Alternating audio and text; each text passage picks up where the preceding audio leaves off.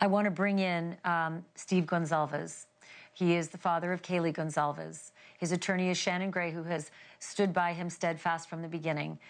Steve, you know, I don't know what to say. You're the first person I thought of when I heard this news today. I reached out to you right away, first to tell you how sorry I was, because I know how this is landing, at least I think I do. But I wanted you to have your say. I wanted you to be able to say out loud for everyone to hear what this means to you and your family. This is anything but justice. This is the opposite of our will. There was no majority believing that this was acceptable. I want to honor all the police officers, the FBI, and all the people that worked their tail off. The failure is at the court level, 100%. But the men in the boots on the ground and the women that were out there working, I want to honor everything that they did for our children, 100%. The fault is in leadership and the people that you place this evidence upon. They were weak. They decided to play God and decide what this man's decision should be, and not a jury, not a peers, not his peers. They, so that's where we are today. Walk me through what happened. Brian Enton, did some really great reporting at the top of this show here. But tell me from your perspective how the last 3 days have played out. I would say ever since Hippler's demanded an independent investigation, they couldn't get away from this case fast enough. They've done everything to make this case go away. So I don't know what that entails, but he said he was going to have an independent investigator, and all of a sudden we seemed like we were on rails to get rid of this case and make a plea deal. I mean, he's guilty. We all know he's guilty. There's more than enough evidence, but it's tough. It's tough to put a community through this, and it could be bad for reputations and business identities, and there's fallout. But this isn't the will of the victims. This is just one person making a decision, and it doesn't reflect what we were asking for. Steve, did anybody ever call you from the prosecutor's office to just personally discuss this with you? Did anybody offer to meet with you in person to go over this potential plan? We have meetings all the time on, particularly a lot of times on Friday. No. We had this regular meeting that we have to try basically do an update of what's going on, where things are at, because Idaho is actually an amazing state where it really does care about people. We just get one or two, people who just don't care about the victims and don't care about justice, and it's easy to take the weight out. It's easy to make an excuse and say, I'm doing this for the victims, even though I've never interviewed the victims. I've never really talked to them to find out what their true feelings are.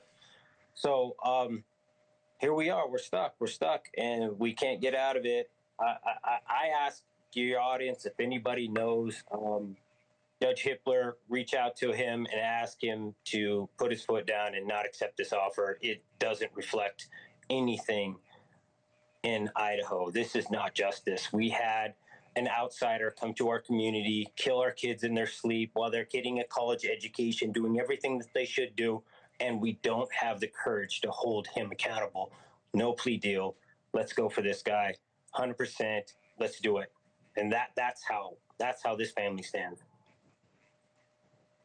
Steve, I know that, it's no secret your daughter Kaylee was so close with Maddie Mogen, best of friends. And I know that you got to know the Mogen family as well. Have you spoken with the Mogen family, and do you know what their reaction is to this plea decision? We actually just had a meeting with the prosecution and just tore into it and made it clear that we were not in support of this, but we also invited other families into that, and I'll let them speak on their own that were part of that meeting. but we are in no way alone on this. Multiple families believe the same as we do, but I want to honor their abilities to speak independently and as their child. So I don't want to cross that line, but all I will say is there was no majority for this decision at all. And if they're not working for us, they're working against us, guys. I mean, we have to wake up to this. I mean, we have to hold people accountable. Coeur d'Alene just had a shooting where we attacked our firemen. People need to stand up to these monsters and stop freaking bowing down to them and giving them childcare. I mean, prison is nothing but adult childcare. You get free vision, you get free dental, you get free meals, you get AC, room and board, cable TV, internet access. It's ridiculous what we give our prisoners. Better than what we treat our vets. Our vets coming back from war with missing limbs. This is unacceptable. Shannon Gray, I'm going to ask you to step in as well. Judge Hippler, Steve just mentioned Judge Hippler in this case. I have to ask you as a matter of law, would Judge Hippler have been fully integrated into this deal plan? Meaning, this is not a surprise to Judge Hippler. Is he going to have to weigh this and then rule from the bench as to whether he'll accept it or not? Or is it a fait accompli by the time they get this far down the road that the judge will accept it? Well, I think a few weeks ago, Judge Hippler, talked about had there been an offer at all on this case. I think he mentioned it in the courtroom, and maybe that sparked something with the defense and the prosecution. I'm not sure. That being said, with a plea like this, it's with the life sentences and it's agreed upon by the state and the defense. There's small modifications sometimes that they can make to the sentencing regarding, restitution, some other things like that. But if the state presents sufficient facts to the judge or a plea of guilty to the counts, normally judges will accept that, and they'll let the defense know if they're not going to accept that ahead of time. So I would suspect that the plea will go through on Wednesday, and then they'll set over sentencing for a few weeks, and so the victims can be present to read victims' impact statements, etc.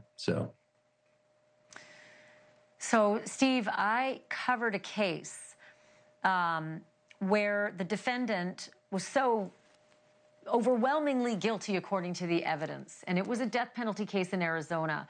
And that jury voted guilty, and they did not vote for death penalty. So that defendant, Jodi Arias, sits in a prison in Arizona as we speak, and she had multiple access to appeals. I wonder if there's any solace at all in knowing that this can't happen to him at this point. There can be no appeal. There can be not one squeak from Bryan Kohberger after he accepts that sentence at the end of this month, unlike what happened in Arizona, where there is always a chance the jury does not choose death. Is there any solace in the fact that you will at least have him silenced and there will be no appeals? Absolutely zero. None. Could be no farther than how we believe. I want my community support. I want that jury to make the decision, not Thompson, not some old man who's 70 freaking years old deciding how my daughter's life weighs in a courtroom. That is not justice. That is not justice at all. I'll take my juries, I'll take my peers all day long. I'm sick of one man deciding or one woman deciding what a life's worth. So that's how I stand on that. I fully understand how you feel, and none of us can understand what you're going through. None of us is walking in your shoes, and I'm just glad to give you this platform to be able to say these things publicly. And I'm also glad that you got the support of Shannon Gray, who's just been a rock for you. Thank you to the both of you. Steve, please give Christy and your kids our love. We will still be here. We'll be here Wednesday, we'll be here at the end of the month, and we'll be here for you after that as well. Well, thank you, and you've always been a hard worker, and that's why we've always tried to partner with people who put that extra effort. But we couldn't pick the prosecution; we inherited them. But everywhere we go, we partner with people like you who are relentless and tireless, and they just chase down the truth. And I really appreciate that's what you brought to our case.